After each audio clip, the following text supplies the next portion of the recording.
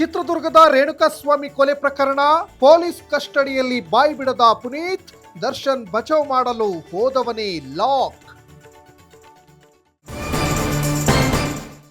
ವಸತಿ ಶಾಲೆಯಲ್ಲೇ 12 ವರ್ಷದ ವಿದ್ಯಾರ್ಥಿ ಸಾವು, ಶಿಕ್ಷಕರಿಂದ ಹಲ್ಲೆ, ಹೆಚ್ಚು ಒತ್ತಡ ಆರೋಪ, ಮುಗಿಲು ಮುಟ್ಟಿದ ಪೋಷಕರ ಆಕ್ರಂದನ.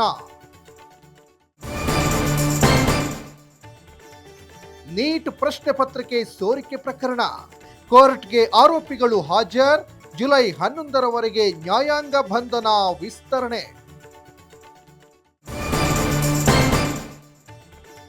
ಅಯೋಧ್ಯೆ ಶ್ರೀರಾಮನ ಹುಂಡಿ ಕಳ್ಳತನ ಪ್ರಕರಣ, ನಕಲಿ ರಶೀದಿ ಬಳಸಿ ಕಳ್ಳಾಟ, ಎಸ್ಐಟಿ ತನಿಖೆಯಲ್ಲಿ ಮತ್ತಷ್ಟು ಬಂಡವಾಳ ಬಯಲಾಯಿತು.